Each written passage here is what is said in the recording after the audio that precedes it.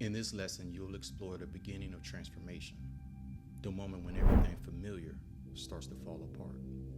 You'll learn to recognize collapse not as a failure, but as a sacred unraveling, a necessary dissolution of false identities, attachments, and illusions. You'll explore what the mystics call the dark night of the soul, and what we in our modern lives might experience as the inner storm. And by the end of this phase, you will begin to see that what was crumbling wasn't you, but the illusion of who you thought you had to be.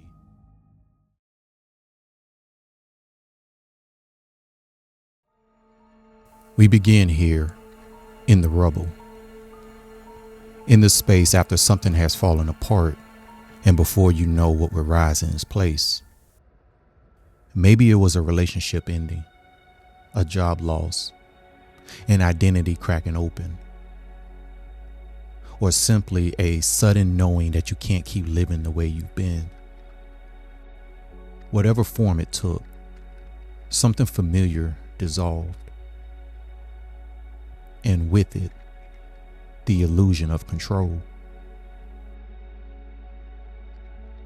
The confusion, the fear, the ache you feel, believe it or not, it does possess a hidden message. But in order for you to receive that message, we first have to zoom out to gain a different perspective than the one that feels so close and personal. What you are experiencing is not failure. It's an existential reordering, a breaking apart of what no longer fits who you're becoming. In psychology, they call this an identity crisis. In mysticism, it's known as the dark night of the soul. Both describe the same experience, the moment your outer life no longer matches your inner truth. So you may feel lost, disconnected, even betrayed by your own path. But what's really happening is that something inside of you has grown too large for the life you built around it. This is not punishment. It's an initiation.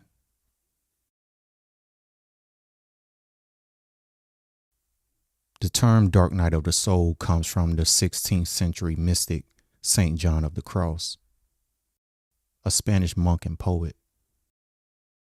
He used it to describe a sacred process, not of despair, but of purification. In his writings, the dark night of the soul wasn't a random period of suffering. It was the soul's necessary passage through unknowing, where old attachments are stripped away so that divine union can emerge. He wrote, "In order to arrive at what you do not know, you must go by a way in which you do not know."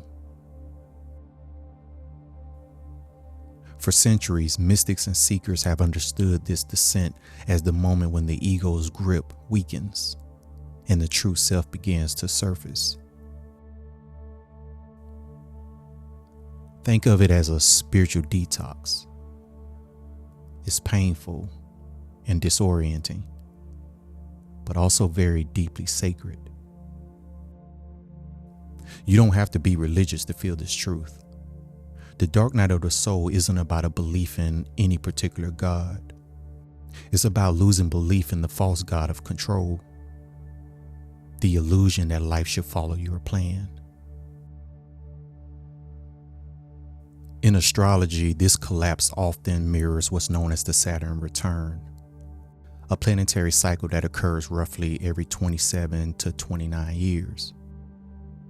You see, Saturn is the teacher, the planet of structure, discipline, and reality. When Saturn returns to the same position it held when you were born in your birth chart, it brings you face to face with the consequences of your choices, your integrity, and the life you've built up until that point.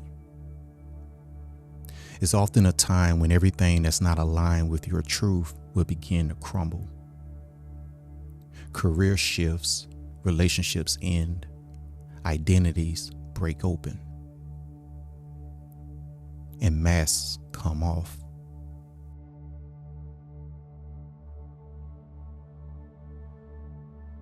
And despite popular belief, it's not because Saturn is cruel. It's because this energy insists on you being authentic. The Saturn return strips away what's superficial, demanding that you build a foundation that's worthy of holding your soul. For those in their late 20s or approaching 60, this energy can feel like a reckoning. But for anyone at any age, the principle is the same. What's false must fall. For others, this collapse comes not with Saturn's orbit, but with midlife itself. Psychologist Carl Jung described midlife as the moment the soul begins to claim the parts of you that were left behind in the pursuit of success, approval, or belonging. You might find yourself asking questions you once buried. Is this really the life I want? Have I been living according to my truth or someone else's expectations? What if there's more? This is the terrain of existential transformation, where the life you built no longer feels alive, and the one you long for hasn't yet taken form. It's not that you've lost yourself, it's that the self you've been pretending to be is falling away. Collapse often feels like chaos, but in truth, it's precision. Life dismantles only what can no longer sustain your becoming. So it may feel like a loss from the outside, but underneath, something sacred is being rearranged. The ego sees this as destruction and a threat to its existence. But the soul doesn't concern itself with the ego. The soul sees the illusions and knows the frailty of each structure. So it's more interested in building something that will last a lifetime. And when the noise goes quiet, you can finally hear the whisper that's been guiding you all along. So if you feel like the ground beneath you has given way, good. You're not falling apart. You're falling through what's false.